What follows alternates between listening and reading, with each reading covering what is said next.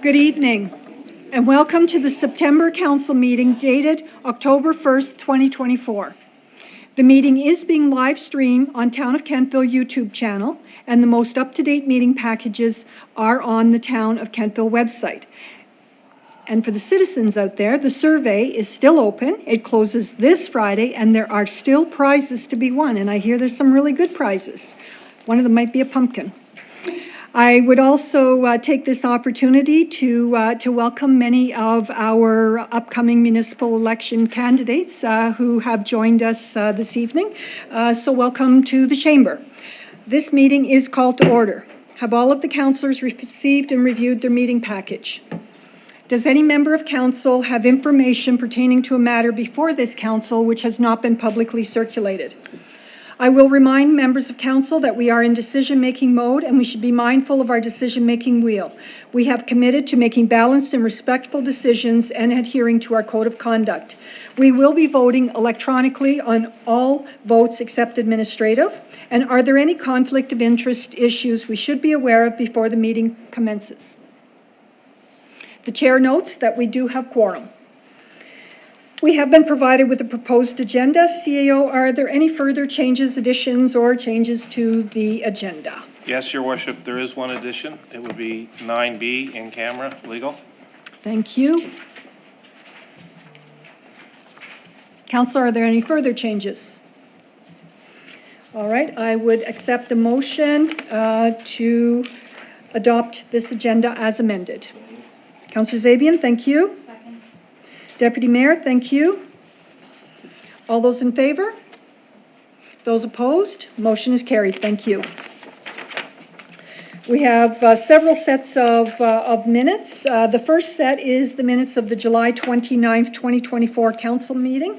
They have been distributed for your review. If there are no changes, they are approved as distributed. If there are changes, the recording secretary will annotate those. Nope. Next set is the July 29th, we were busy on July 29th, special council meeting, which were distributed for review. If there are no changes, they're approved as distributed. If there are changes, the recording secretary will annotate those. No changes. We also have another set of July 29th special council meeting distributed for your review. No changes. They are approved as distributed. If there are changes, the recording secretary will amend those. Nope. We have the minutes of the August 14th, 2024 special council meeting distributed for your review. If there are no changes, they're approved as distributed. If there are changes, the recording secretary will annotate. No changes? All right, we have the council minutes of the August 21st special council meeting, and for a legal matter, they have been distributed for review. If there are no changes, they are approved as distributed. If there are changes, the recording secretary will annotate. No changes. The next set is the minutes of the September 9th, 2024 council meeting for a legal matter. And they have been distributed for your review. If there are no changes, they're approved as distributed. If there are changes, the recording secretary will annotate. No changes. We also have the minutes of September 16th, special council meeting for a legal matter, which have been distributed for review. If there are no changes, the minutes are approved as distributed. If there are changes, the recording secretary will annotate those minutes. No changes. And lastly, we have the public hearing notes from September 25th, 2024. And public hearing notes are very different because they speak to what people have said, not necessarily what has been done. Are there any changes to that one? All right.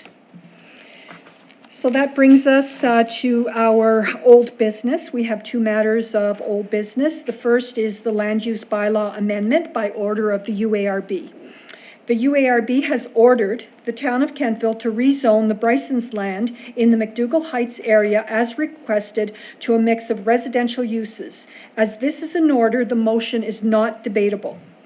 And the motion starts, whereas the Utility and Review Board overturned council's decision to deny approval of an application to Bryson Development Limited to rezone property identified as PID 55247761 from large lot residential R5 to single-family dwelling R1, 1 and 2 unit dwellings R2, and high-density residential R4. And whereas the board ordered that approve the application, be it resolved that council approves the application by Bryson Developments Limited to rezone property identified as PID 55247761 from large lot residential R5 to single-family dwelling R1, 1 and 2 unit dwellings R2, and high-density residential R4, as shown on the attached map of the zoning amendments. Someone could move that, please. Deputy Mayor, thank you. Councillor Maxwell for the second. Thank you. It has been moved and seconded that council approve the application by Bryson Development Limited to rezone property identified as PID 55247761 from large lot residential R5 to single-family dwelling R1. 1 and 2 unit dwellings R2 and high-density residential R4 as shown on the attached map for zoning amendments. As this is an order, it is not debatable.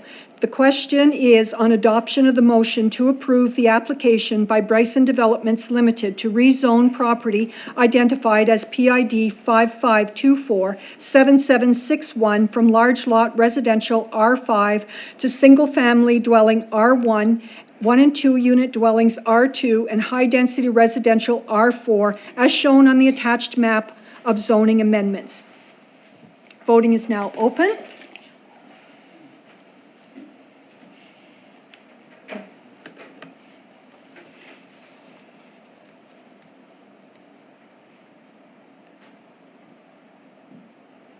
Voting is now closed. And the motion is carried. Thank you. Our second order of business is with regards to the Kentville Crossing, the second reading. We have a request from Brighter Communities on behalf of developer Mitch Bryson to develop the Kentville Crossing on PID 5551774. The request is to amend the generalized future land use map and LUB to residential from industrial to encourage diverse housing developments. The request is supported by C&D planning report to council and further detailed in the public participation document, and additional recommendations from the planner. First reading was approved on September 9th. A public hearing was held on September 25th. The motion on the table is that council give second reading to approve the application to change the future designation from PID 55517774 from industrial to residential zoning. Further, to rezone the area marked Phase 1 on the map in the planner's report to a mixture of R3 and R4, and the Phase 2 remainder to high-density R5 residential. Further, to amend the MPS and make the necessary policy changes as outlined in the reports. If someone could move that, please. Councillor Maxwell, thank you. Second. Councillor Huntley, I saw your hand. Thank you.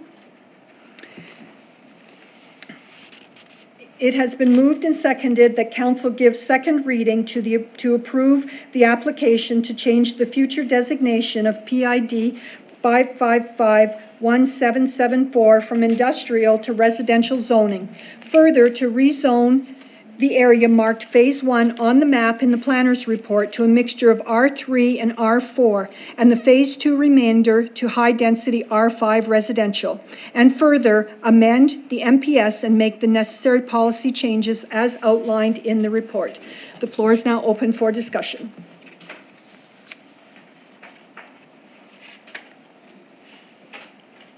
Councillor Maxwell? Thank you. The question that we're deciding is, do we want residential land on what is previously zoned industrial? So I believe that we have a serious housing crisis, not just in Nova Scotia, but here in Kentville and in the Annapolis Valley.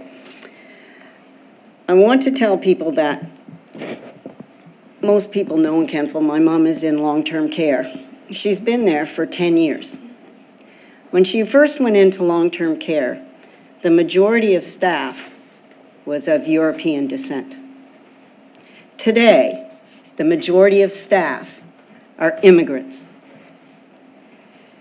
I've been told of housing shortages by these immigrants. I've been told scenarios where people in Kentville are renting an apartment, 2-bedroom,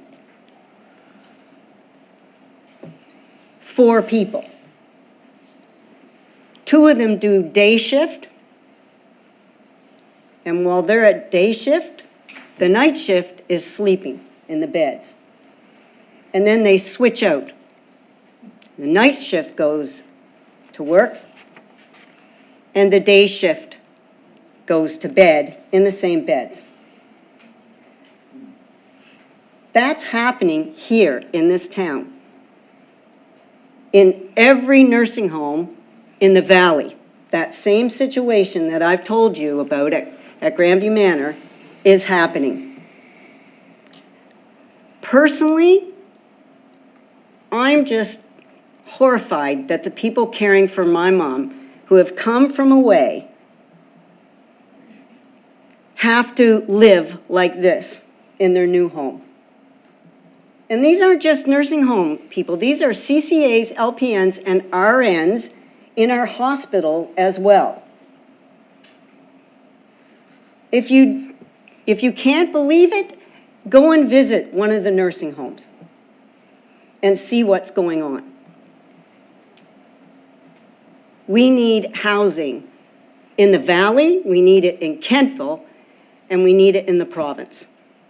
And I know that our staff will deal with everything else that comes, but the question is, do we change that industrial land to residential and have housing for the people who are doing the work in our communities? Thank you. Thank you. Councillor, Deputy Mayor. Thank you, Mayor. So I'm going to just make a few comments and then I will end with a question for Director Bell. So I'll just talk a little bit about what we just voted on, which was PID 552-47761. I said at that juncture that I acknowledged we had a housing crisis, and I commended staff for the enormous amount of work that went in to the public participation meetings and the public hearing meetings. I said that we need a comprehensive plan for Kentville, namely a secondary plan for the West End part. I maintain today further amendments are needed for our MPS and our LUB, as I noted in the previous session. That's our living document. It's what we aspire to have in Kentville. I said we need a well-planned out approach. We now have a planner and hope to see a planning advisory committee with the new council. Our current planner to date makes a very good argument. I will now go into what we're talking about, PID 5555-1774. This is a large industrial swath of land, and the key piece to this is the declaration of putting it from industrial to residential. That's really the question. There's a proposed high-density open spaces amenities. There's a planned residential community. We have a housing shortage of 25,000 to 30,000. We're looking at phase 1 rezoning R3 and R4. Another key piece to this, folks, is that this land is where our wellfield protection zone is. Based on what our planner is saying and our Director of Public Works and Engineering, this is the best use of the land. And in my opinion, it's an ethical key consideration to this, and we have a legal obligation to move this from industrial to residential. I'm going to comment a little bit on the Stormwater Management Plan RFP, which I did in the last session, and this is where my question comes in. In the RFP objective, it talks about soliciting proposals from qualified engineering consulting firms, and we now have one, Dylan, that's going to be doing it. The plan should include detailed recommendations based on current and future climate conditions, land use, and existing infrastructure. Past studies have provided valuable insights. This new report aims to address both current needs and future challenges. The master plan will emphasize strategic planning for sustainable development and resilience against increasingly frequent and severe weather events. By incorporating proactive measures, the plan will aim to safeguard the town's infrastructure investments over the next 10 years and beyond. So there's a section in here, Director Bell, page 7 of the RFP, where it says, it will also specify where stormwater management improvements should be implemented around town, including potential locations for new infrastructure and upgrades to existing systems. So based on everything that I've just said, and I know that certainly stormwater management would have to be adhered to provincial regulations with net zero and swales and retention ponds and the like. But would, in your opinion, is it something that we should, with regards to this proposal, this plan, would it be germane to this new development? No, it's not, Councillor. So the Stormwater Master Plan is looking at, essentially, the intent of that is to look at current existing problems, end-of-life infrastructure that needs to be upsized to handle increased flows from the weather events that we're having, and going from 100-year plus storms to potentially 200-year storms and things that they'll be looking at for existing infrastructure. This new development will be designed from the ground up by the designers and have to adhere to the same things you just mentioned. Mm-hmm. The only thing, this piece, there really is no downstream bottlenecks or infrastructure. It crosses Park Street, and we do know that is one of the items that will be looked at by the consultants, where we already have that in our 5-year capital plan. I think it's actually due to be replaced in the 25-26 next fiscal. It's a crossing of Park Street, which carries Mitchell Brook under Park Street. That dual culvert was put in decades ago, and as I mentioned at other meetings, it's of galvanized material that is ultimately failing. It was added on to roughly 20 years ago now, almost, when the sidewalk went in out on Park Street to extend that culvert with a couple of additional lengths of pipe. But the entire structure under Park Street, you see the sidewalk has cracked, and our water line and sewer main is there. So it's a large project. It's don't even have quite a good ballpark on the cost of that, but that's not something we're doing because of this development. It's something that is just at end of life. So that will be looked at by the consultants, but ultimately we'll have a design. They won't be doing the design. Dylan won't be. They'll be recommending potentially sizes and prioritizing things like that. But this new development, everything except that crossing, which is Mitchell Brook, is all new from the ground up. So that study won't be really looking at new development or lands. It would be, if something was upstream of it or downstream of it. There is also a pipe that crosses under the old railway, now the part of the trail.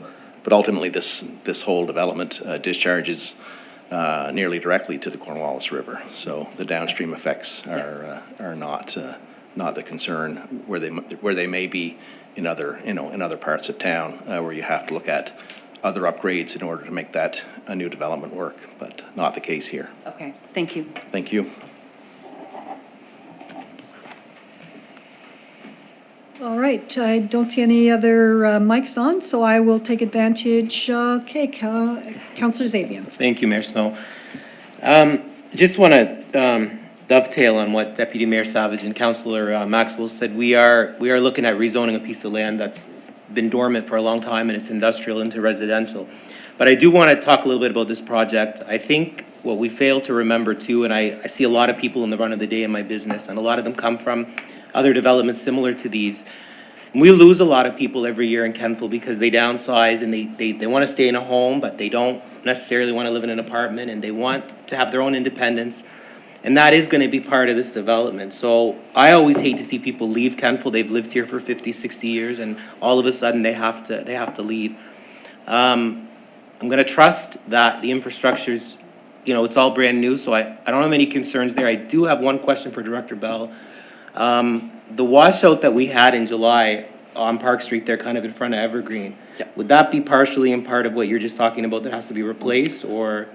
That crossing is Yeah. Mitchell Brook, and that floods that last home there that's next to the Mitchell Brook, just east of this development. That pipe, you know, we're looking to replace that next construction season in next year's capital investment program.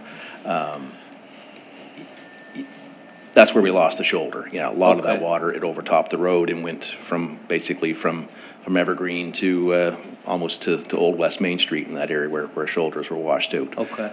But that pipe is both undersized and of failing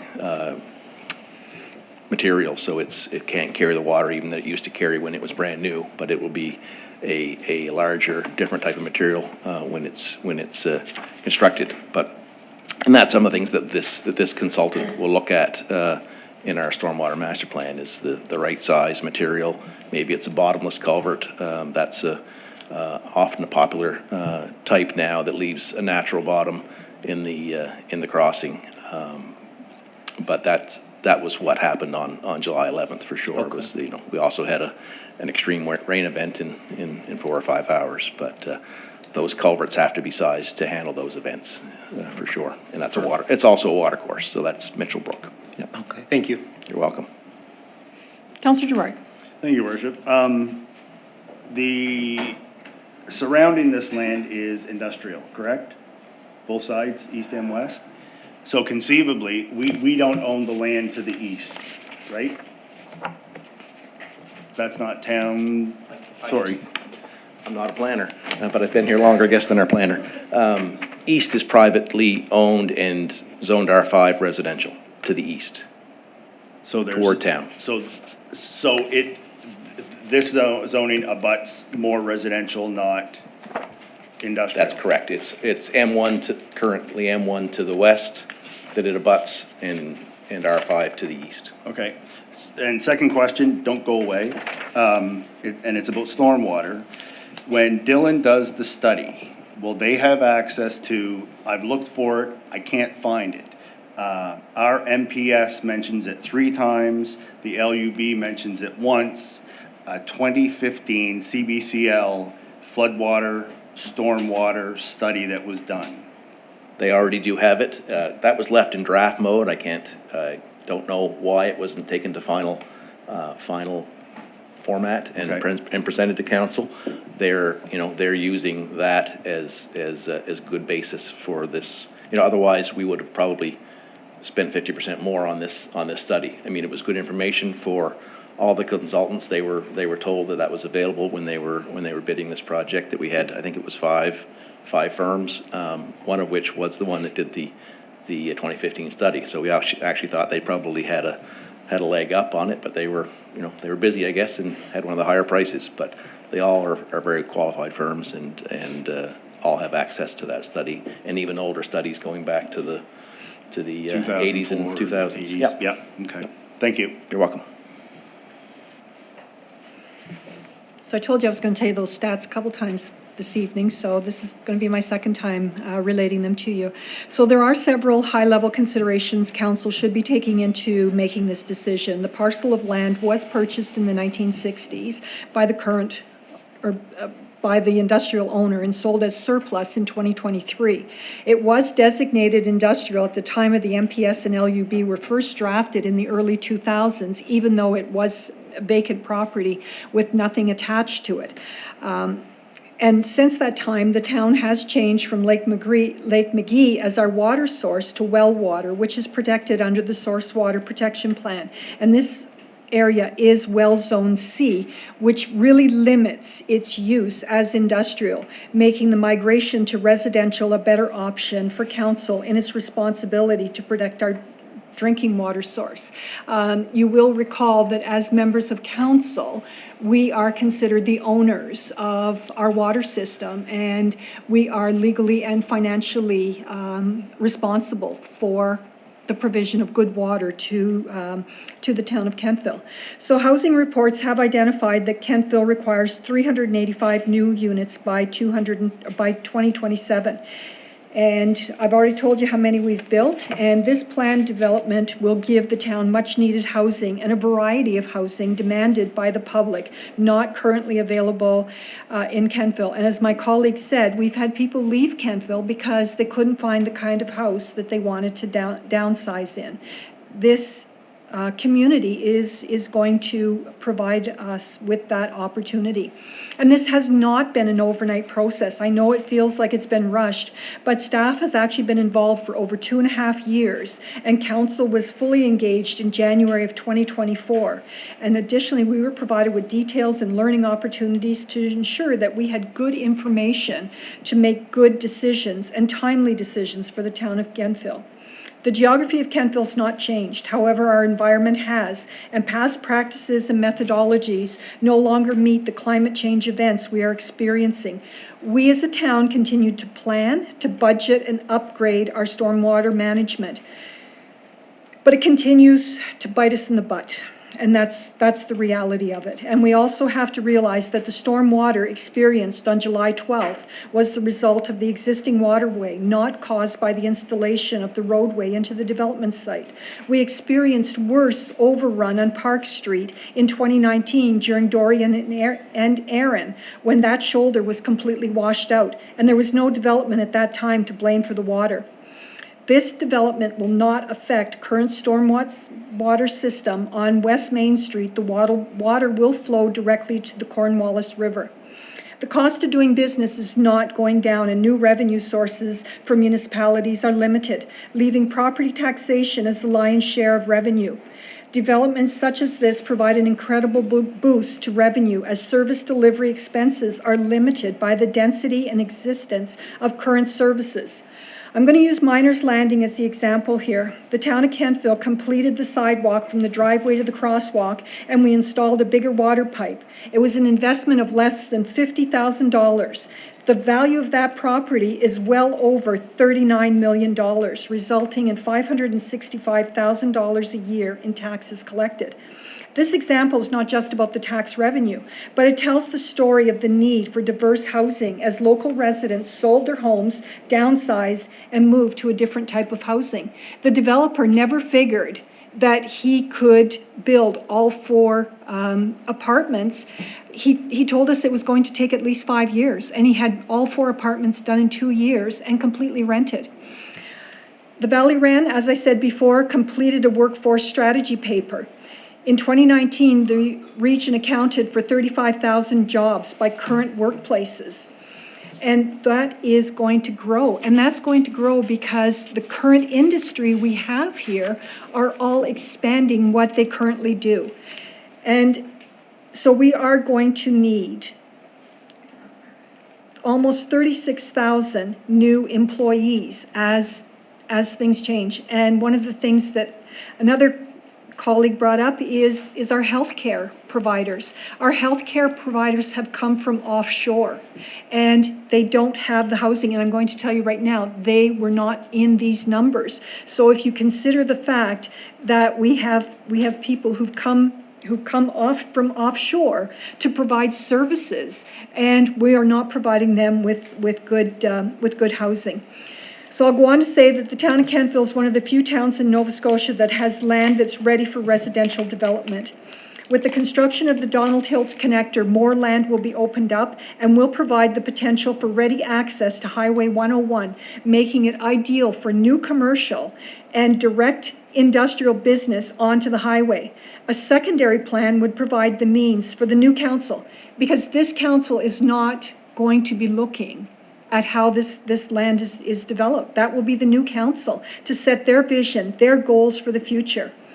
Since 2016, we've talked about growth and prosperity. Social prosperity does not come without that growth, without that revenue. This development will ensure that successive councils will have revenue to meet the growing cost of doing business and meet the needs of this area. So I thank you. Councillor York. Thank you. I had a couple of emails and back and forth this week with a few residents, and one of the things that kept coming up was a study that was completed or a recommendation that was completed by a group in town that recommended that that parcel remain industrial. But one of the things that we had, or I was talking about when we chatted and we connected, was that those recommendations and those studies are kind of snapshots of the current time, as opposed to living documents like our land use bylaws and our NPS. And so I would hesitate to use those snapshot documents to guide any future or current conversations about land development, because a lot of things change, a lot of things have changed, including like I started going to school in grade 1 when this study was done. So there's an entire lifetime that has happened since these recommendations were put in place. And, you know, people didn't perhaps imagine what the world would be like in 2024. Certainly we didn't, I know I didn't. So when we think about how we're making these decisions, it's important to look at all of the documents at our disposal and not just those sort of snapshot documents. And I would personally put more weight on those living documents that seem to keep up with both our current needs and our current infrastructure, as well as looking forward from where we are as opposed to where we were. And that was part of the conversation that we had, and I think it's important to note. And also, while there are new councillors or potential new councillors in the room here this evening, it's important that we look, you know, it's important to always look at our past, but we can't let the past and those stagnant documents sort of navigate and determine where we're going to go. In my opinion only. But a lot has changed since those documents were created, and Ghostbusters was released at the same time. So things have changed quite substantially. And I would recommend looking beyond just those snapshots and looking at our living documents. Thanks. Thank you. Are we ready for the question? The question is on adoption of the motion to give second reading to approve the application to change the future designation of PID 555-1774 from industrial to residential zoning. Further, to rezone the area marked Phase 1 on the map in the planner's report to a mixture of R3 and R4, and the Phase 2 remainder to high-density R5 residential, and further amend the MPS and make necessary policy changes as outlined in the reports. Voting is now open.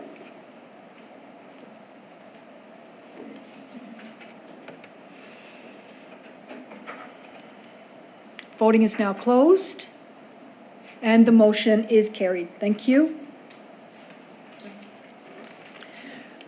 All right, we move on now to our recommendations, and our recommendations from the 7th of September, or 9th of September CAC meeting, Council Advisory Committee meeting, are going to be read and moved by Councillor Maxwell.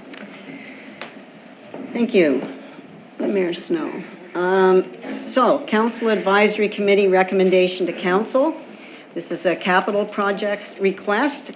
At the September 9th, 2024 meeting of Council Advisory Committee, Director Wanda Matthews described upcoming capital projects around recreation and active transportation, and asked Council to consider a capital budget allocation of $354,400 to support these projects. So Council Advisory Committee recommends that Council approve the addition to the 2024-25 capital investment plan of $354,400 with funding sources as detailed in the report, and I so move. Thank you. Do I have a seconder? Deputy Mayor, thank you. It has been moved and seconded that Council approve the addition to the 2024-25 capital investment plan of $354,400 with funding sources as detailed in the report. Is there any discussion on this matter? There being no discussion, are you ready for the question? The question is that Council approve the addition of the 2024-25 capital investment plan of $354,400 with funding sources as detailed in the report. Voting is now open.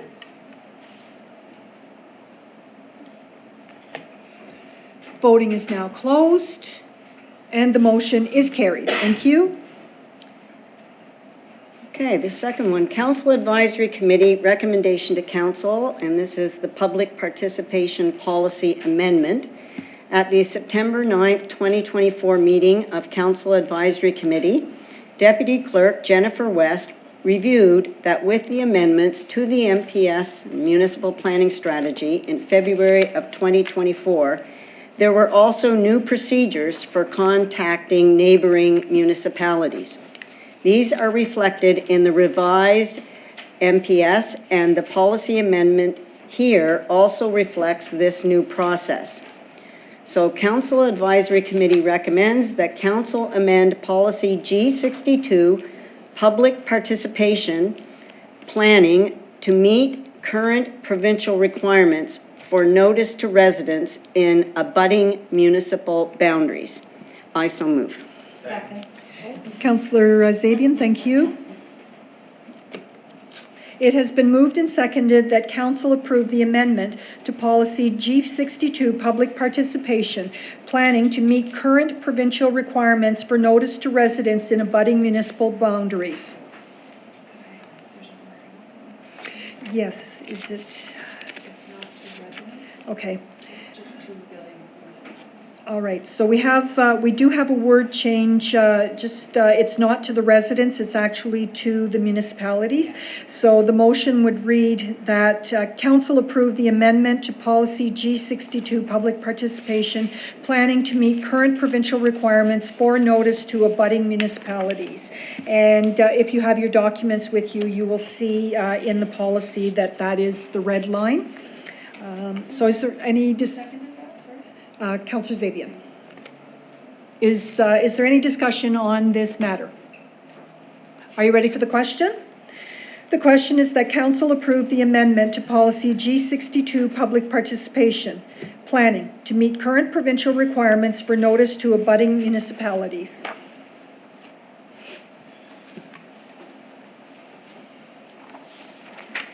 Voting is now open.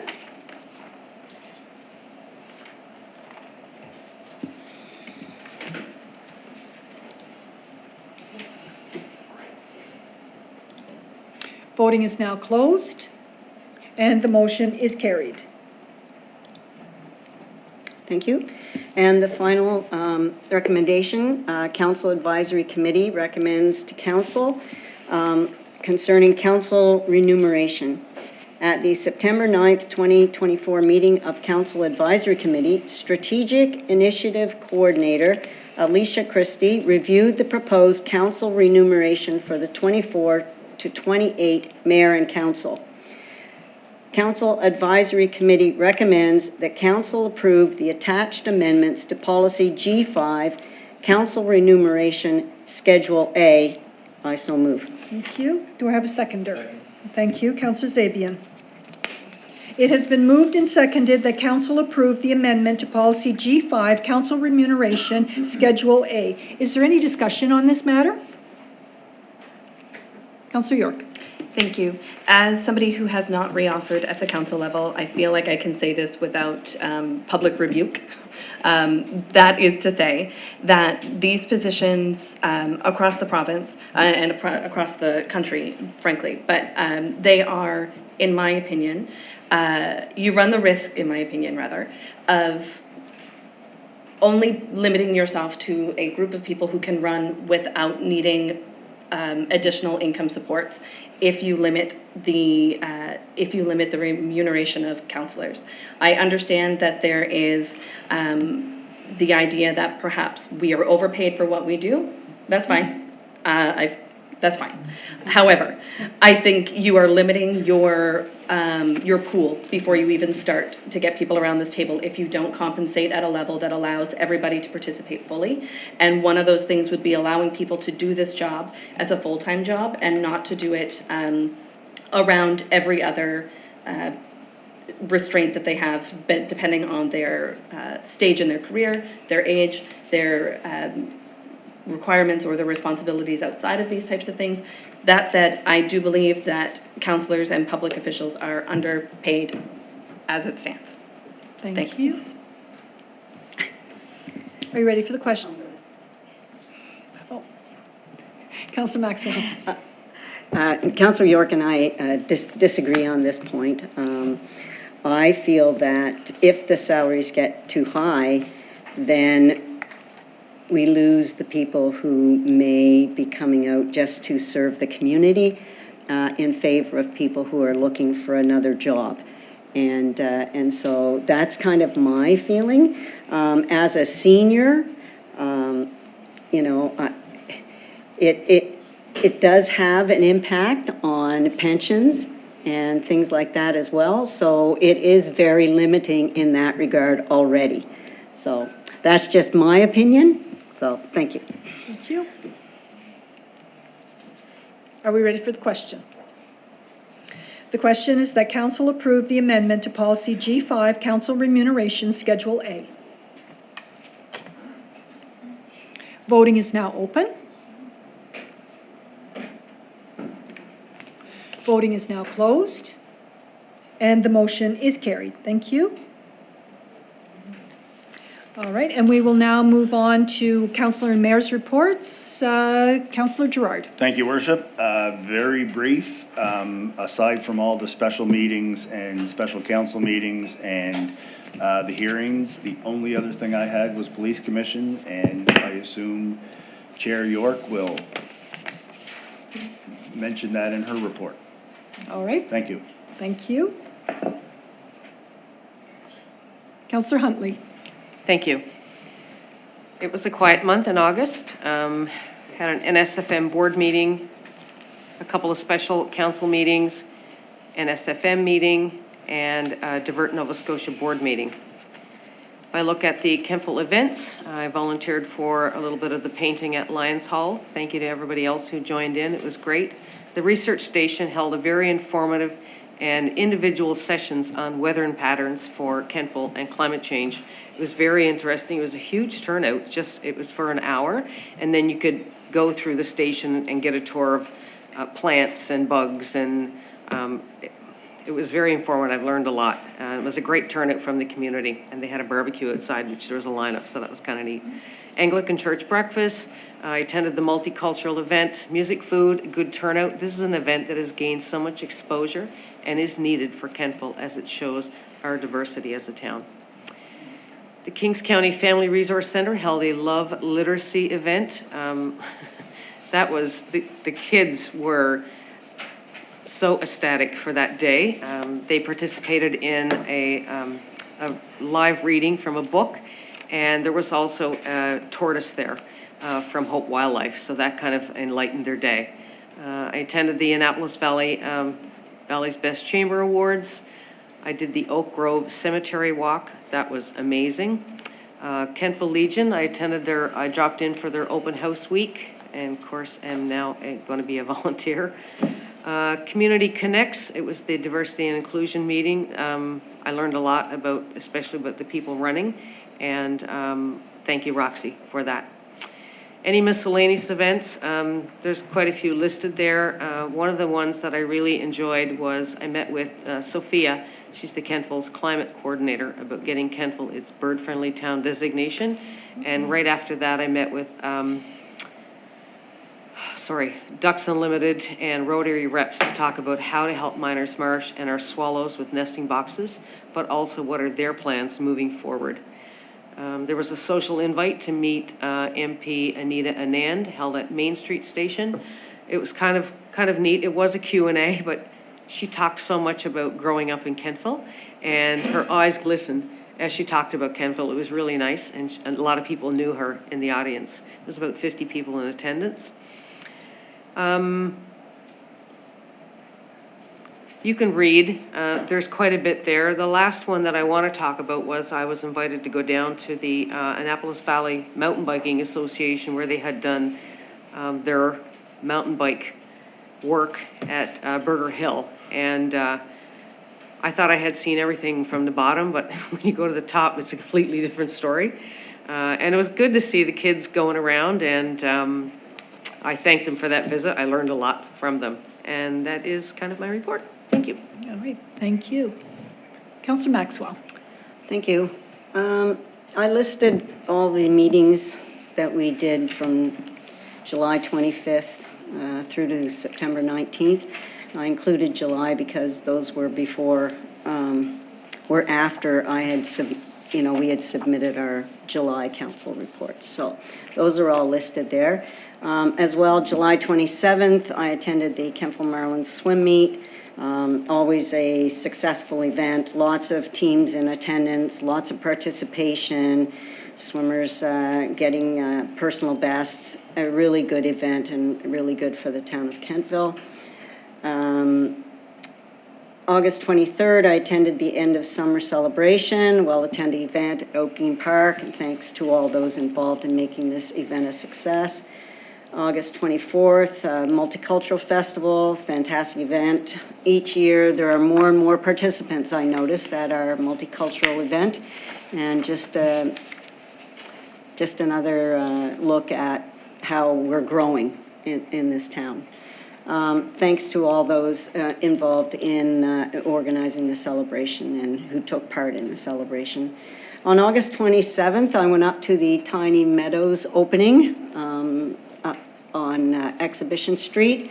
I was very impressed with the tiny shelters and the entire setup and organization, the way that is going to operate. So I'm very glad that there will be warm places for some of our homeless population this winter. And on September 28th, I attended the Anglican Church breakfast, which is always a great breakfast, and many, many people in attendance. Committees, I attended the Inclusion and Access Advisory Committee on September the 16th. We welcome new members. We looked at the new draft accessibility plan that has received feedback from several accessibility organizations, which were very supportive of that plan. And feedback on this draft plan was also received from the province, and that was good. The province did ask that we include more evaluation metrics and show progress on the goals from our first accessibility plan. So this is like a second one coming out. We reviewed the draft that includes original goals, progress, new goals, and evaluation, how we would evaluate those new goals. And this will be coming to new council sometime in the early new year, I do believe.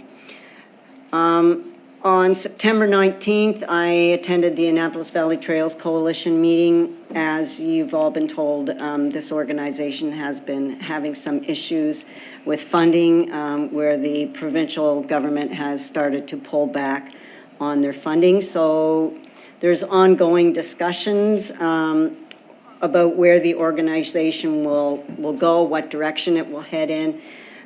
Considering that limited amount of funding. We reviewed the memorandums of understanding, the objectives for the coalition in 2018. And just a reminder that, those objectives were to enhance the development of a trail system serving Kings County, Annapolis County, and Digby County. And to date, the trail runs from Grand Pre to Annapolis Royal. So, that's quite a good accomplishment and really not a huge length of time. And the second objective was to facilitate hiring a trail coordinator and staff, and this was done. However, our trail coordinator has just retired, and so there was some discussion that took place around the question, should we get a full-time, part-time trail coordinator, or do we fold this organization and start a new organization? So there is ongoing discussions about what direction the trail group will take over the next little while. The AGM will be held on October 24th. I don't have a time or a location yet, but that will be being held. And that's my report. Thank you. Deputy Mayor. Thank you, Mayor. So I have a number of meetings there. I'll just focus on a few. August 6th was KBC, and I've actually included the minutes from the July and August meeting. I wanted to make note of a few things. They took part in the Muro Festival. Of course, they took part in the Multicultural Festival. They had, as most folks know, their executive director is no longer with them, and they put an ad out for a new one. They had 8 applications, and they have hired Meg Hodges. She is the new executive director for KBC. We're very excited to have her, and most folks know Meg. She served on Kings County Council from 2016 to 2020. She's been on the Devour Board of Directors, et cetera. And so she's comes quite qualified. And the rest of the minutes are there from the July and August meetings. Special meeting of Council of the Land Expropriation, REMO, I'll get to that in a moment, Regional Emergency Management. We had in-camera meeting, public participation, special meetings of council, another KBC. September the 11th, we had investment advisory committee. So our investment holdings are somewhere north of 13.7 million. We have a new report that we've worked on with our investment advisor that's very easy to read, and it primarily talks about our asset allocation that's split between cash, equities, CAD equity, American equity, and foreign equity. Our balanced income CAD is 5.68 against a year-to-date portfolio of 6.73% money weighted. There was another public hearing for Bryson, another in camera. August the 7th, I attended the Cody Blois event, the evening with Anita Anand, President of the Treasury Board and Minister of Transit, and also from Kentville. Very, very interesting. August 24th was the multicultural, and I just note that it's a fantastic and important event for our community, and it showcases, of course, that we are an inclusive community. August 27th, the Tiny Meadows shelter opening, an amazing community within a community, and the recent update that I've received on that there are 7 citizens that reside there, and the entry program is both comprehensive and inclusive. September the 22nd was Community Connects, Diversity and Inclusion. Thanks to Roxy for that. That was a candidates forum where we talked about diversity and inclusion. September the 18th was Valley's Best, ABCC, a great evening in celebrating Valley's Best business. Congratulations to all the businesses, obviously. I sit, of course, on King's Regional Sewer Committee. We're meeting, I believe it's the week before Election Day. We've had no updates so far in that. Hopefully I'll have more at the next meeting. I can confirm that the no force main is going in, obviously, and I think the expectation, Director Bell, is for it to be completed by around November the 30th. And this is the new force main that goes from RG5 to Eves Hollow. And there were upwards of 15 to 18 breaks, so it's nice to get this new force main in there, and it came in far under budget. One of the notes that I wanted to mention about REMO that we spoke about was, I just have to find it here, my apologies. I can't find it. It's in the minutes. It was just around the amendments to some internal policies when there are alert readies issuing authorities. And so that's been now tasked to the CAOs and around public safety issues. There's lots of information, really good information there. And it's really around the alert ready to Kings County Fire Departments, first responder agencies, and Valley Communications. So lots of notes from that, because as we all know, Dan Stovall does fantastic minutes, and they're literally presented within an hour after the meeting. So that is my report. Thank you. Councillor York. Thank you. My apologies to my council colleagues. I did not get my report in on time, and it was not for lack of reminders. It was just myself. Today is October 1st. Listen, there is a reason I didn't get it done. I think it's immediately obvious at this point in time. Today is October 1st, which means it's also Treaty Day and the beginning of Mi'kmaq History Month. There are a lot of helpful resources in our community right now, and I encourage everybody to go and take a look at those. And tomorrow is the first day of Rosh Hashanah. So for those who are celebrating in our community, Happy New Year. The Board of Police Commissioners, which Councillor Gerard alluded to, we have put our strategic plan online. So you can, at kentville.ca/police, you can go and find the Kentville Police Service Strategic Plan, which gives you an outline of what the next 5-year goals are.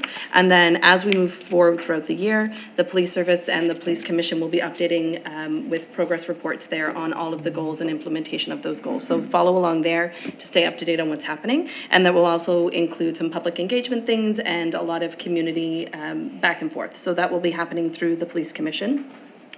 As everybody in the community is very well aware, there was a fire on Aberdeen Street, which was absolutely devastating to some of the businesses in our community. But it also impacted one of the boards that I sit on, which is the Kings Point to Point board. And though there are some incredible hardworking people, both in the organization and on the board, and they do have a temporary working space that is still something that will be ongoing for them, but services haven't been impacted. So that is because of that hardworking organization who are figuring things out just as they go on the fly. But there are opportunities for people in the community to help them at this point if they're so inclined, and that I will post on my site or on my Facebook page as well, so people can make donations if they're so inclined. It was a busy summer. My colleagues have touched on everything anyway, so I will leave it at that. Thank you very much. Councillor Sabia. Thank you. Where am I at here? So this is my last council report this term, and I'm always at the end, so everybody's kind of touched on everything, and I always felt like that little boy in grade primary when they did roll call. I was always the last one, unless there was a Zwicker in my class, then I could be the second to last.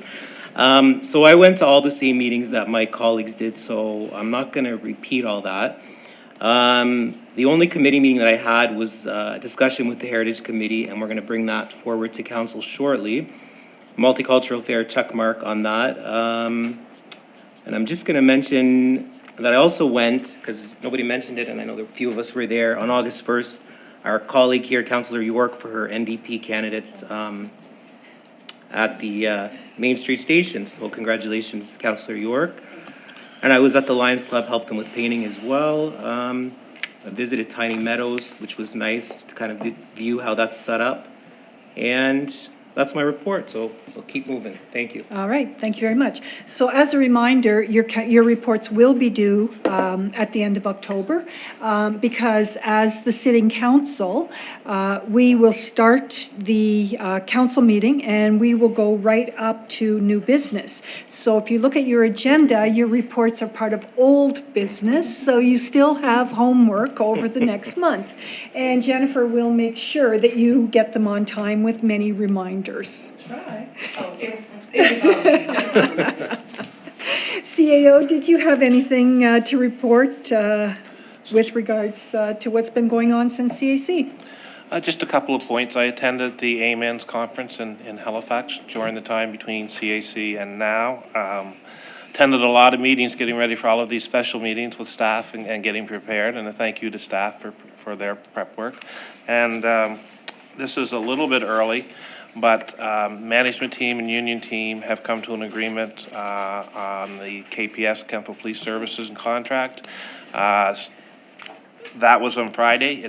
We're doing the updates to the contract. Then it has to go to legal for review. Then it has to go to the board for review, and then it will come to council. The intention is to get it before this council, before the term ends. But that's my report. Excellent. Thank you. Thank you very much, CAO. Councillor Maxwell, did you have something for the CAO? Yes, I did. CAO, the residents up on Me Road or just off Me Road are wondering what's going on with the COGS development. We tabled that to find an answer to how many units can be built on an R3 lot, which doesn't seem to be a huge question, but residents are wondering what's going on because everything's been stopped. So it was stopped because we didn't have a development officer that could make a determination as to whether R3 meant that there could be one main building or multiple main buildings. We had different opinions.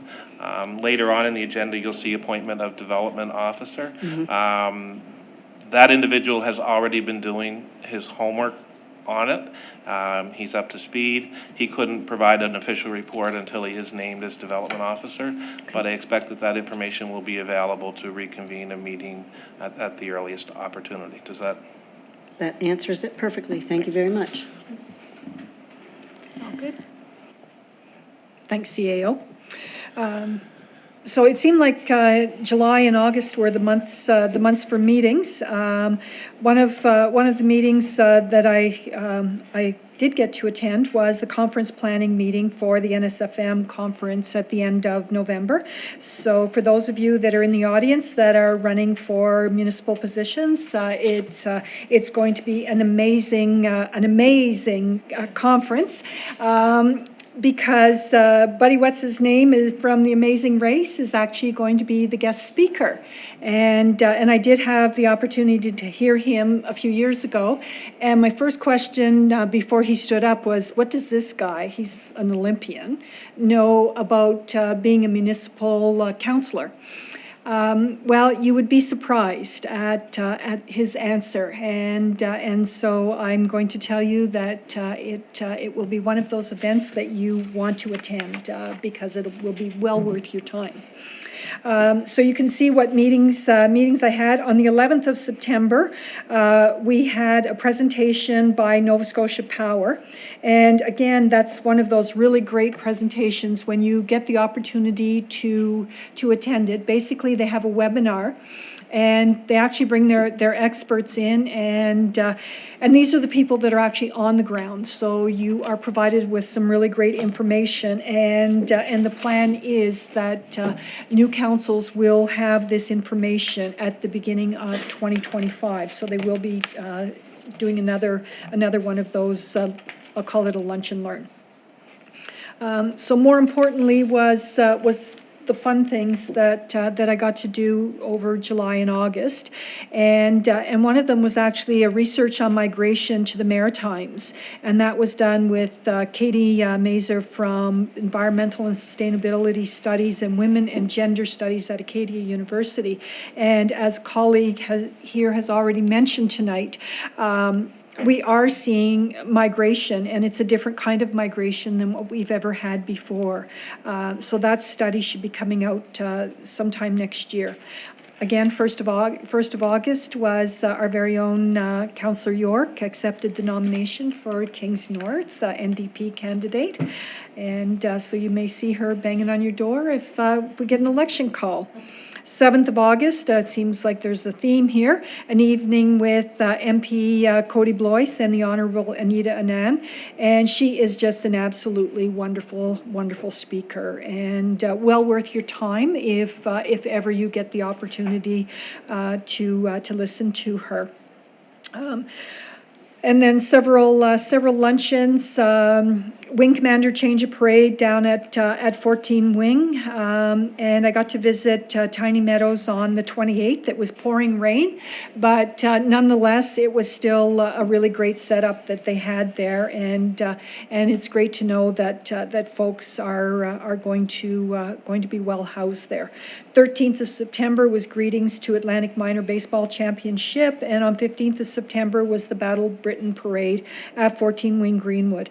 Again, Battle of Britain, we don't think about how much that changed our world, but as Winston Churchill said, we owe so much to the few, and so at that parade, they did call out the names of the Canadian pilots or airmen who were killed in the Battle of Britain parade, which lasted that summer. I also attended the Multicultural Festival on the 24th of August, and as every one of my colleagues has said, it's an absolutely amazing day in our Centre Square. And I think it's really so amazing for two reasons. Is what Centre Square is today. You know, if you think about 2016, it looked like a parking lot. It was a parking lot, and today it is and it becomes one of those vibrant community gathering places. And we see it once a week with our farmers market during the summer.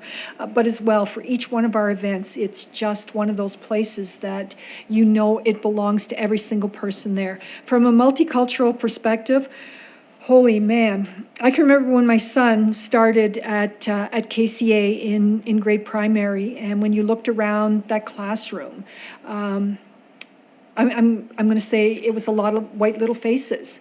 And today, when you're, whether you're at our school or whether you're in this context, we have just become so multicultural, and we have folks who have come here because they want to be here from all over the world. So you know, it behooves us to have that welcoming atmosphere, and our multicultural festival is just one of those amazing things that we do here in the town of Kentville. And that is my report. So let's move on to, oh, sorry, Councillor Maxwell, go ahead, sorry. Thank you. I may be going to put you on the spot a little Okay, bit, I'm but good for that. I was campaigning up on Exhibition Street, and you know where the Tiny Meadows development is. And the residents were telling me about this marker that sits just to the right of that development, and they were telling me that it has to be in the town of Kentville because it's to the marker's here and the development is here in the town of Kentville. Can you elaborate on that a little bit? Is it in the County of Kings or is it in the town of Kentville? I'm going to say I'm not aware of the marker on that side. However, if you put me on the other side of the street, because that's where the sidewalk is, I do know where that marker is. So I would have to take a little walk up there and check it out. There's a big cement marker. Okay. Okay. Granite. A granite marker. Yeah, well, Director Bell is right there in the audience, so maybe him and I go for a walk tomorrow. Thank you. Okay. Yeah. Thank you. All right, so this is next month when we do our council meeting. This will be the point at which we swear in the new council, and the old council will depart, and the new council will assume these chairs and take over the meeting as new business. So let's get down to our new business. First matter is the appointment to the Kentville Inclusion and Access Advisory Committee. We have a recommendation from the advisory committee that council approve the following appointments to the committee for a two-year term. Kate Bowser and Stephen Weiss. And the motion is that council approve the following appointments to the Kentville Inclusion and Access Advisory Committee for a two-year term. Kate Bowser and Stephen Weiss. Councillor Zabian, thank you. Councillor York, thank you. It has been moved and seconded that council approve the following appointments to the Kentville Inclusion and Access Advisory Committee for a two-year term. Kate Bowser and Stephen Weiss. Is there any discussion on this matter? There being no discussion, are you ready for the question? The question is on adoption of the motion to approve the following appointments to the Kentville Inclusion and Access Advisory Committee for a two-year term. Kate Bowser and Stephen Weiss. Voting is now open.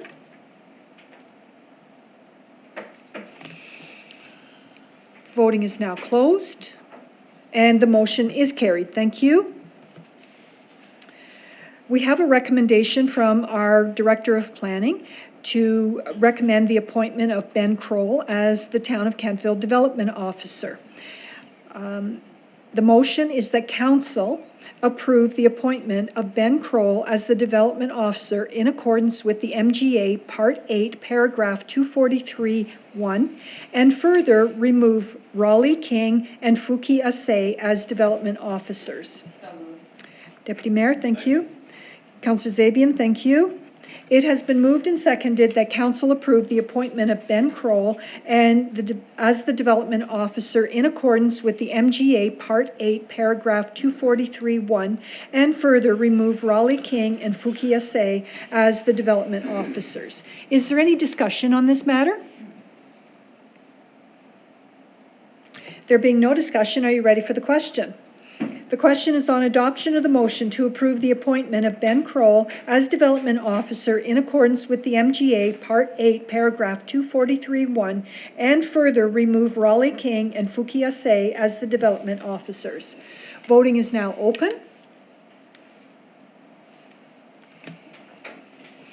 Voting is now closed, and the motion is carried. We have a recommendation from the Heritage Committee that council give first reading to the Heritage Bylaw. Councillor Zabian, as the committee chair, did you wish to speak to this bylaw? Yes, please. Thank you, Mayor Snow. So as most of you know, Kentville has not had a heritage bylaw. And this came up in conversation about 1.5 years ago. So one was established with 4 citizens, as well as Councillor Maxwell and myself. I want to thank all the committee members and Councillor Maxwell. She did a lot of digging, and we came up with a few heritage bylaws in the province, and we kind of used them as a base to begin. I got to thank our deputy clerk as well, because she's always there with us when we need her. So we've come up with this bylaw, which you have in front of you, this draft bylaw, and there's, how it's going to work is the town is going to keep a database of these properties here that will be, public will be able to view them. And there's 2 options. Either you can voluntarily come in and say, I've got a property, I'd like to have it part of this database.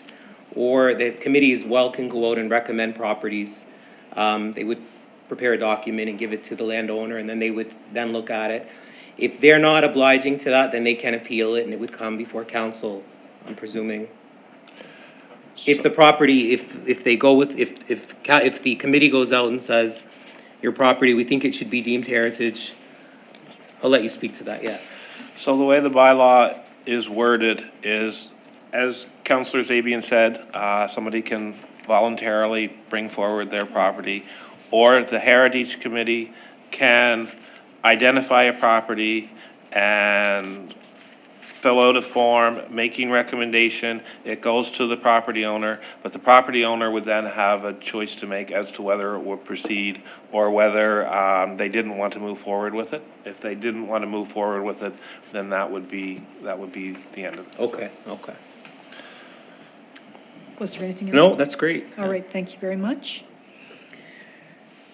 All right, so the motion would be that council approve first reading of the Heritage Bylaw and further schedule second reading for October council meeting. And I haven't put a date on that, not knowing if our council meeting will be on time or if there's a recount, we need to provide the 14 days. So if someone could move that, thank you, Councillor Zabian. Thank you, Deputy Mayor. It has been moved and seconded that council approve first reading of the Heritage Bylaw and further schedule second reading for the October council meeting. Is there any discussion on this matter? Are you ready for the question? The question is on adoption of the motion to approve first reading of the Heritage Bylaw and further schedule second reading for the October council meeting. Voting is now open.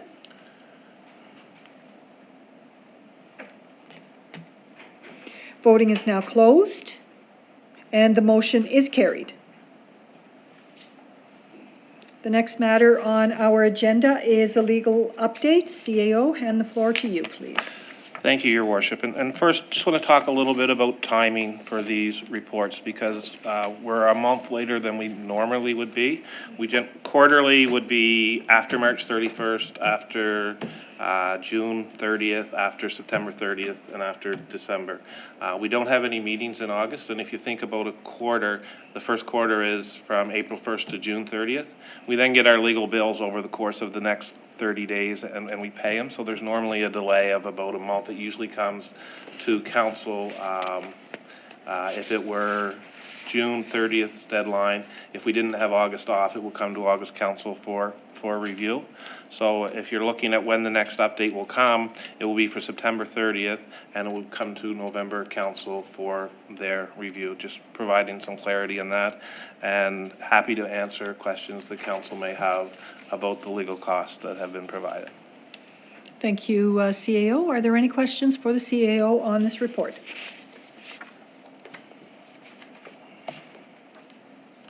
No questions? All right. We will move on then to our 2024 sanitary sewer budget. And the Regional Sewer Committee recommends approval to Council of the San Sewer Area Service operating budget in the amount of $1,742,500 for the year 24-25. Staff have reviewed the budget details and concur with the recommendation.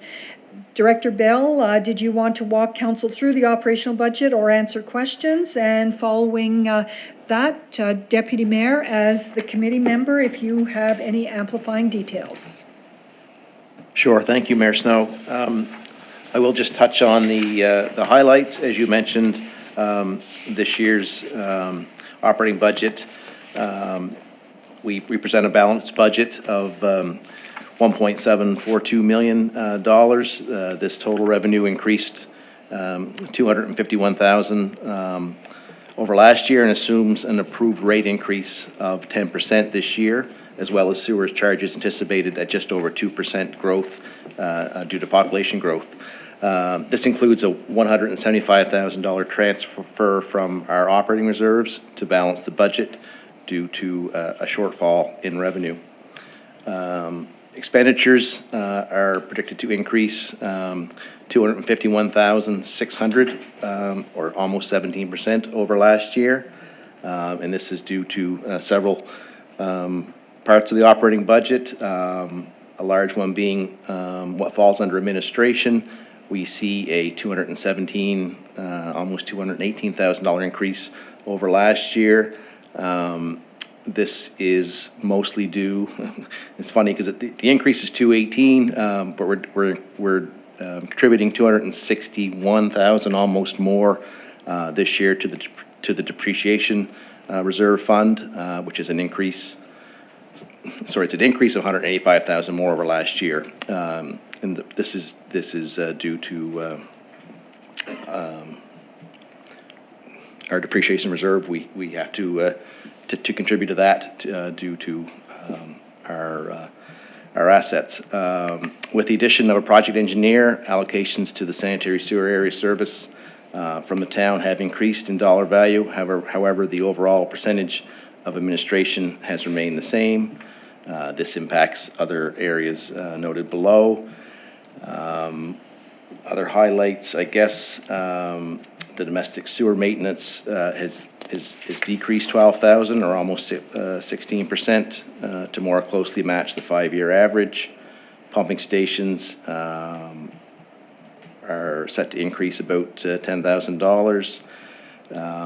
And treatment and disposal. This section records our share of the jointly funded sewer treatment plant and transmission lines owned by the municipality of the County of Kings, and is budgeted at $1,031,200 this year, based on an already approved County of Kings regional sewer budget.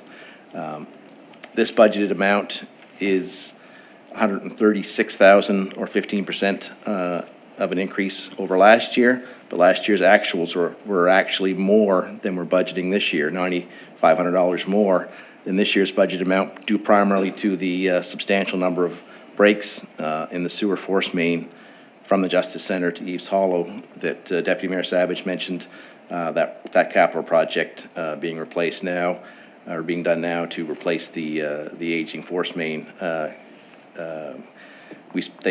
county spent that extra money to repair those breaks last fall. Under fiscal services, this increase is $29,400, and is primarily due to increased principal and interest charges on long-term debt repayment. So the sanitary sewer service is balanced with support from our operating reserves.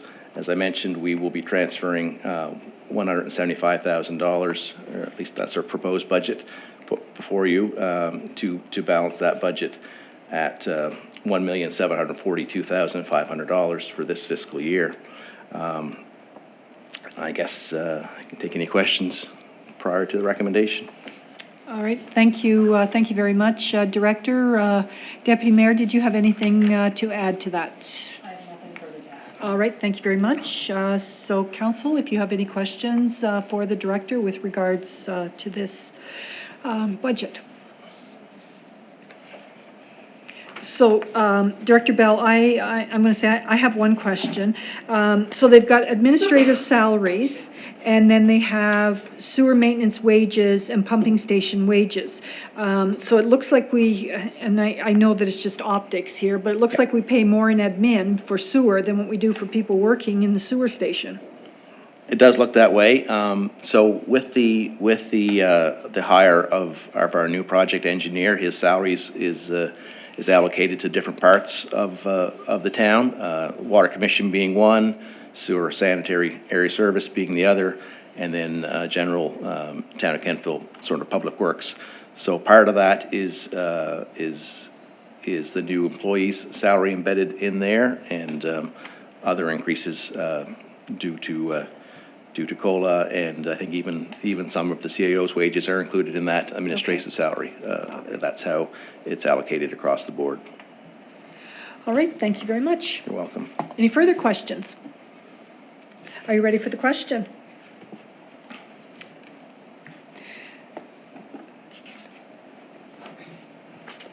Or I guess, you know, I can I make guess a we have to put the recommendation. motion on the floor, yeah. So, now that that's been presented, the motion is that council approve the sanitary sewer area service operating budget in the amount of $1,742,500 for the year 24-25, and further conduct a rate study. Deputy Mayor, thank you for the second. Councillor Maxwell, thank you. It has been moved and seconded that council approve the sanitary sewer area service operating budget in the amount of $1,742,500 for the year 24-25, and further conduct a rate study. Is there any further discussion on this matter? Are you ready for the question? The question is that council approve the sanitary sewer area service operating budget in the amount of $1,742,500 for the year 24-25, and further conduct a rate study. Voting is now open.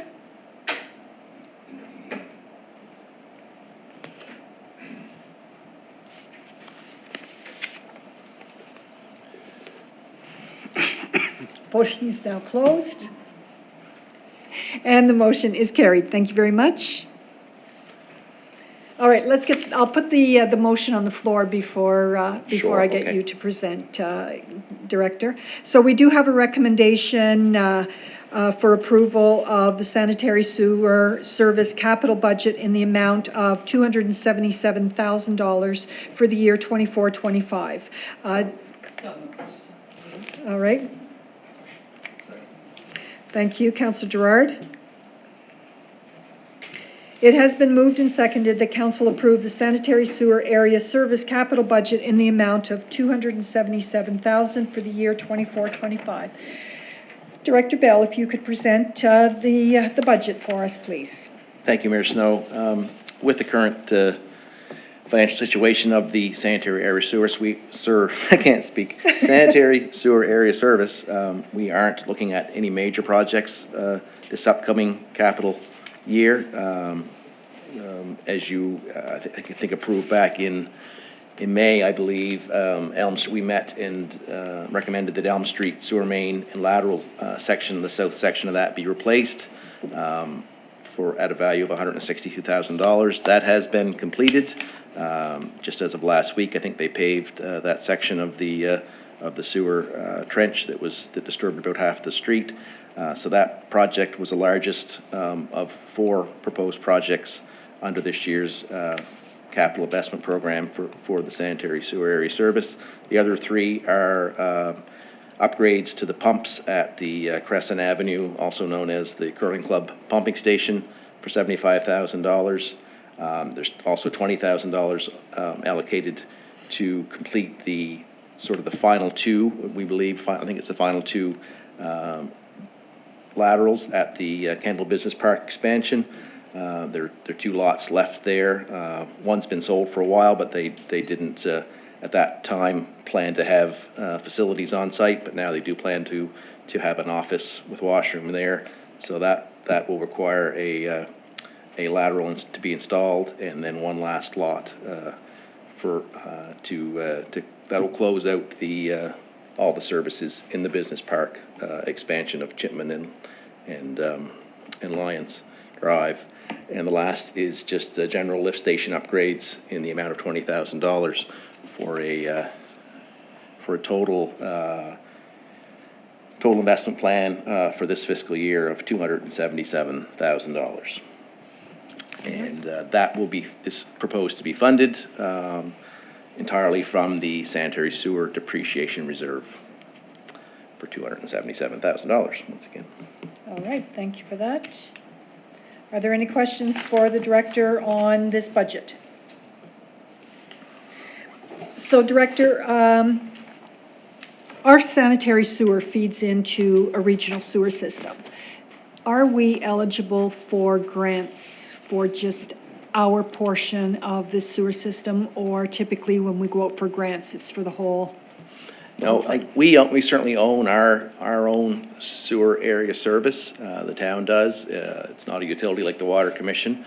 The portions of the regional system that runs through Kentville, we do not own. That's why we pay that roughly $1 million per year to the county for the transportation or transmission of that waste. Starts out at the west end of town, the town line of Coldbrook, runs through Park Street on the north shoulder, through 3 lift stations, and ultimately to the regional where they're replacing the force main now, along the trail and along Klondike Street. So we did jointly apply with Kings County and the Village of New Minas for funding for that, and we're successful in receiving 50% funding for that roughly $3 million project.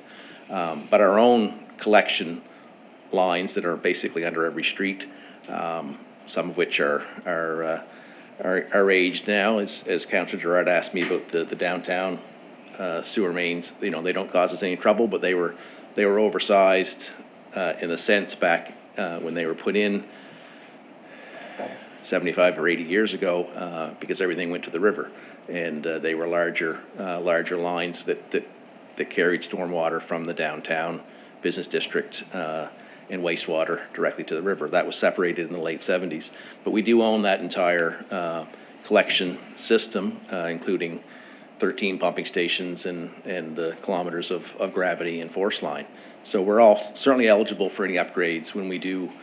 A few years ago, we did Burke subdivision and received funding, and these last 2 years, we did McDonald, Henry, and Braeside and received funding for that. So we can use things, sometimes gas tax qualifies for storm and sanitary and water and roads and curbs, but otherwise there are certainly larger grant programs like the one in 2015 for Chester Avenue that was a complete rebuild, including the water, sewer, storm, and ultimately the street. So we certainly do qualify because we do own that infrastructure separate from the regional system that does end up under our streets. You saw a section that they repaired out on the west end of town, the old West Main, I call it, was a section that was put under the railway tracks back when the tracks are in the 70s, and that had to be replaced here this summer, and they had to dig up the street in order to do that.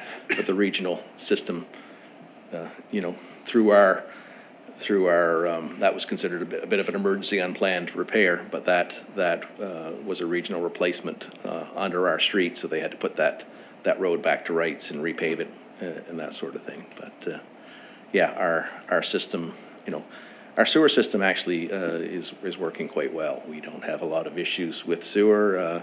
The biggest problems we've had in the past have been more so with laterals than the mains. Laterals in a certain vintage in the late 50s and most of the 60s were a product called no-corrode, which came after clay and concrete, typically 4-inch sewer lines that were from the middle of the road to the house.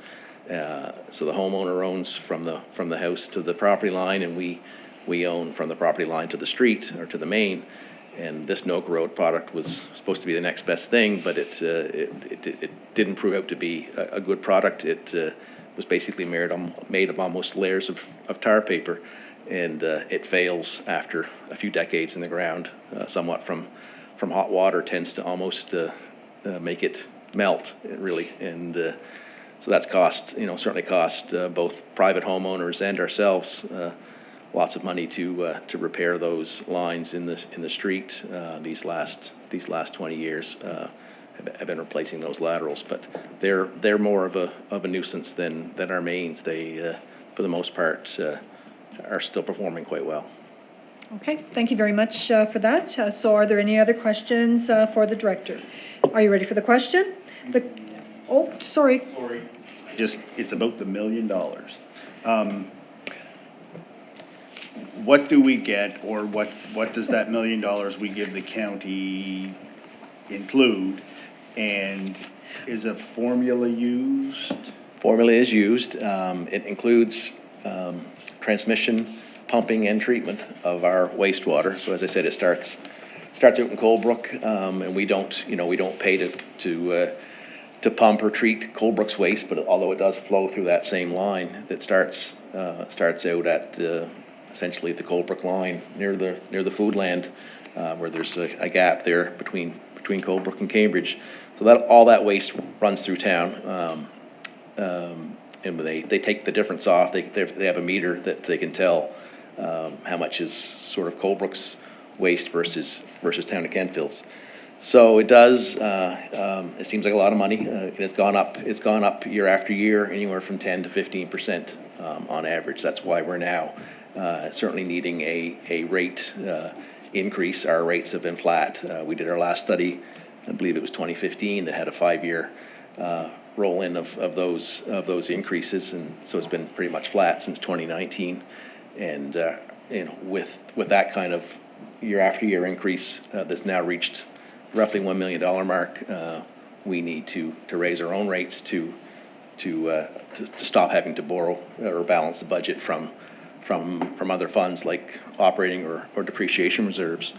But what it gets us is the transmission of that waste through the multiple stations through to New Minas, the treatment and the discharge to be in compliance with the Department of Environment.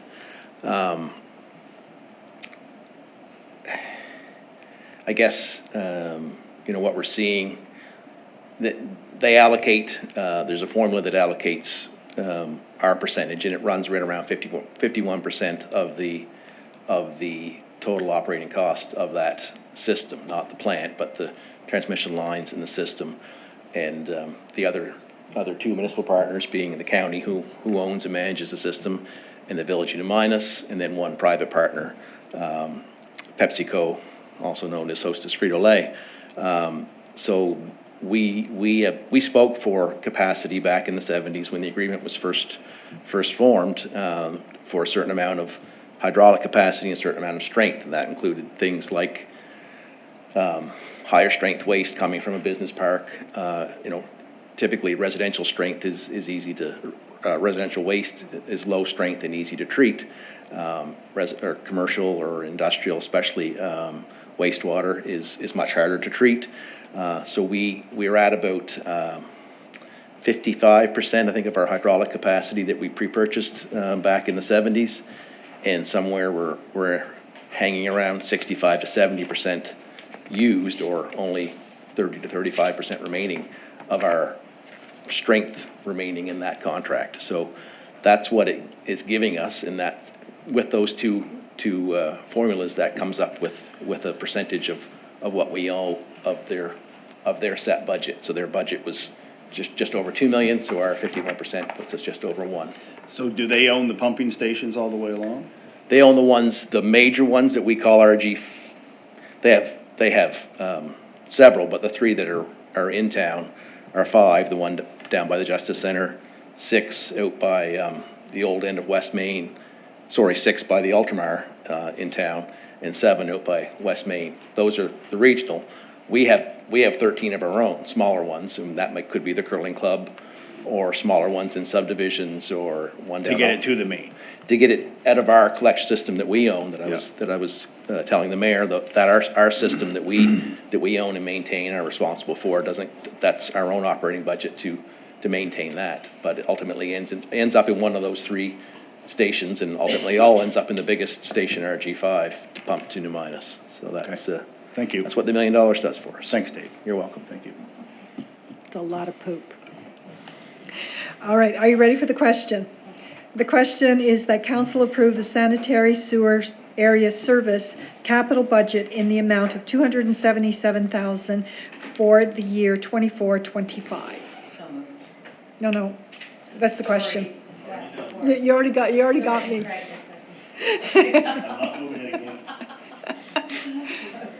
Yeah. Voting is now open. I was doing this to you. I know. Voting is now closed, and the motion is carried. Thank you. All right, our next matter of business, thank you very much, Director Bell, is we have a recommendation from the Director of Finance to approve a temporary borrowing resolution to fund planned capital expenditures as follows. TBR various, $1,381,000. CAO, did you wish to speak to this before we bring a motion to the floor? Thank you, Your Worship. I'll speak to it briefly. Director Matthews was unavailable to attend tonight, so you'll get a reduced down level. The capital investment plan for 24-25 included borrowing that was originally budgeted for in the 23-24 budget year. So that is what you're seeing. Originally, the anticipation was when we approved our budget that it would be for the borrowing would be 1.695897 million. In the 23-24 budget, we approved borrowing for a percentage of the street sweeper. And then we ordered the street sweeper, but we knew we wouldn't get it till next year, and we ordered the 2-ton Ford truck. That didn't have any borrowing associated with it. This year, as part of the 24-25 budget, we knew that we were going to have some challenges with stormwater and others, so we moved about 300,000 more over from operating to assist with capital, and we said we would only borrow for large infrastructure projects and specifically where they are tied to external financing, either from the feds or the province or both. So there's basically 4 projects that were part of the 2025 CIP that are still relevant. They go back to the 23-24 year. And really, you can look at a temporary borrowing resolution as bridge financing. We've committed to borrow for this. You fund the project through these temporary borrowing resolutions every 12 months. And then when the project is complete, you roll it over into a municipal debenture for 10, 15, 20 years, depending on what infrastructure to replace it. So you would see that Director Matthews has provided the 4 projects in question. The $25,000 is for renovations to the exterior of the police building. Again, that would have been 23-24 when it was originally budgeted. There's a green infrastructure fund for our active transportation network. The total amount that we have over the years 21 to 27 is $3,669,000. We anticipate expenditures during the current year to be $1,721,000. Kentville share is 26.67% of that, and that's where the number of $459,000 comes in. For the Donald Hills Connector total project that we were awarded cost sharing with, $9.733 million. We anticipate that over the fiscal year, our project costs will be about $3.176 million, and if you look at our 26.67% of $847,000, that is what is in the TBR. Again, this was all budgeted for. The only difference is there's no borrowing anticipated for the 2-ton truck, and there was some for the street sweeper. And the $50,000. Didn't get a chance to review it with the Director of Recreation as to what makes that up, and I'm sure you're all aware of what he's dealing with his personal family. So if council wants any more specifics on that, I'd be happy to email it to you, but it would have been previously budgeted for and approved. So. All right, thank you very much, CAO. So our motion is that council approve the temporary borrowing resolution to fund the planned 24-25 capital expenditures as follows. TBR various $1,381,000. Deputy Mayor, thank you. Councillor York for the second, thank you. It has been moved and seconded that council approve a TBR to fund Plan 24-25 capital expenditures as follows. Various $1,381,000. Is there any further discussion or questions for the CAO on this request? Are you ready for the question? The question is on adoption of the motion to approve the temporary borrowing resolution, TBR, to fund planned capital expenditures as follows. Various $1,381,000. Voting is now open.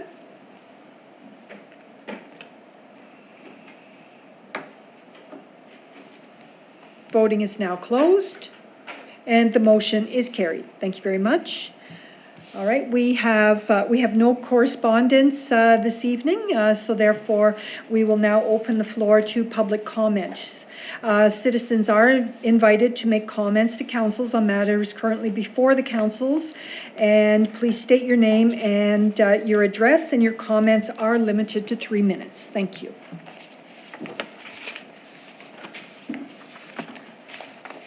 Good evening. I'm Sharon Keogh, and I live in Kentville. About stormwater management. Councillor Gerard, you wanted to know, or said you couldn't find the 2015 study. If you go to the UARB website, you go under, put in the name of, under hearings, Bryson Development. It'll come up with the one with the town of Kentville, go under evidence, and the study's there. It's 167 pages, and it is very well done. So I'm really glad to hear that it's been provided to Dylan. One of the more information we get to Dylan, I would suggest that that will only ensure the credibility of what they come back with as far as recommendations and whatever. With that said, we all know because of how much damage has been done that there's been a lot of residents' interest in the stormwater management plan, and everybody was thrilled, I'm sure at least I am, that we're going ahead with this. So that, to that end, I believe when Director Bell was talking about the Dylan coming in, that we talked about a bit maybe, or he suggested that we might meet with some of the residents and council, or have Dylan meet with them, share ideas. I would also suggest that or point out that there has been a lot of residents that have taken such a keen interest that they've walked a lot of the town, especially at the higher levels, like around the Don Hills area and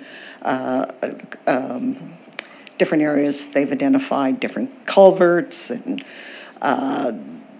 whatever. They've taken pictures, they've taken videos. We may already have all of those, but again, with arming Dylan with all of that kind of information might be valuable. At least they're professional enough, or I'm assuming that they are, that they'll be able to decipher what's good and what's bad in there. And it also might speak to a lot on ongoing maintenance and any kind of asset management that we would look to do in the future as well. There's also other engineering reports out there, and it doesn't matter why they were written or who they were written by, but if they're available and then we can arm Dylan with those as well, why not do that too? Anyway, those are just some of my thoughts on it, but thank you very much. Thank you.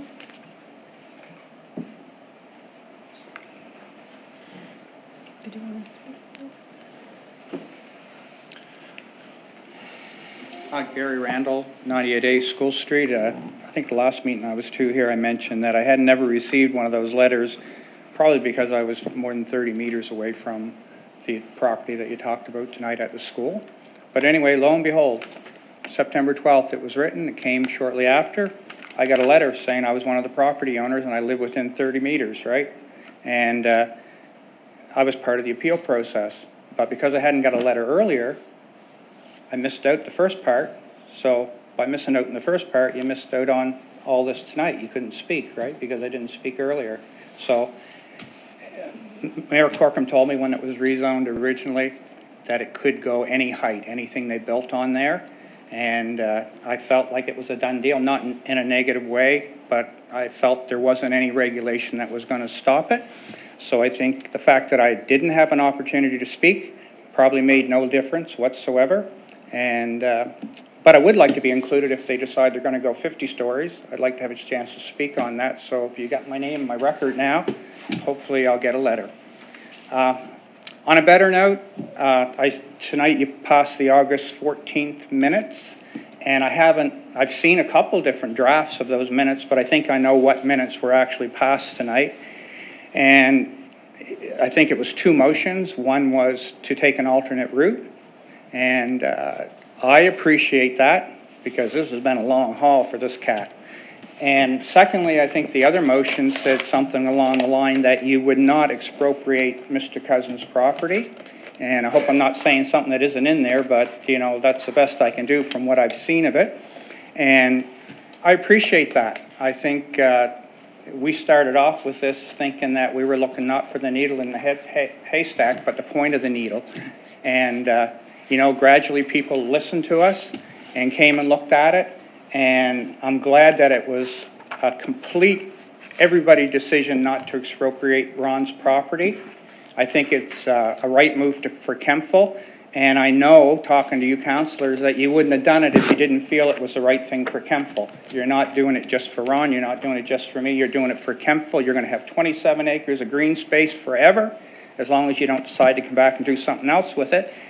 And the first night I spoke, I mentioned to the mayor, like, you know, you got a sign behind you that says a breath of fresh air. Taking those trees down is not a breath of fresh air, but I think what you did tonight will keep that fresh air there, and I think Kemptville can be quite proud of the logo they got up there, that they've done a move that will keep fresh air and hopefully a lot of rainwater on that hill. And those of you who have seen the land, I think, as I said, you got it. You've seen that Ron's land is doing a lot of good for the people of Kemptville. So I appreciate what you've done, and I hope I don't have to speak here for a long, long time. Thanks again. Thank you.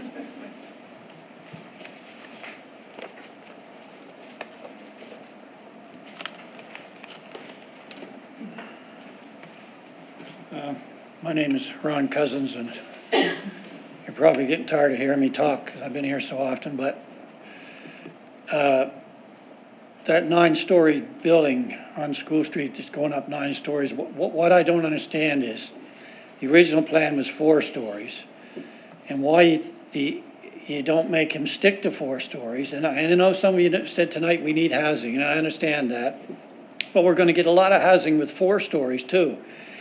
And, you know, it's like going that high to me is not common sense. It's way too large. And, you know, I'm not telling you to stop the development. No, but when he came in and said we want to make it 4 stories, you should stick to it. But then you say we got no height law.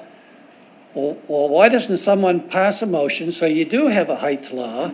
Because it's probably too late to stop this, and by the way, you know there were speakers here that wanted to stop it here tonight. It's too late. At least have a height law for next time. And, you know, there's speakers have told you, including Stephen North, that, you know, reasons why they shouldn't be so high. I think it's just not common sense to go that high. Thank you. Thank you.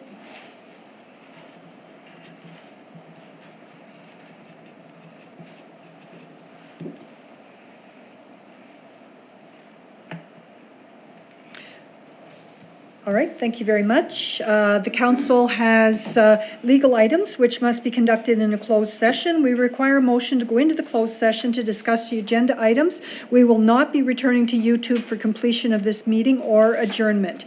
So the motion is to move into a closed session to discuss the agenda item. Deputy Mayor, thank you for the move.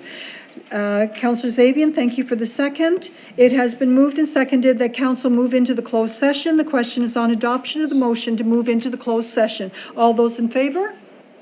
Those opposed? The motion is carried, and the time is 19:47.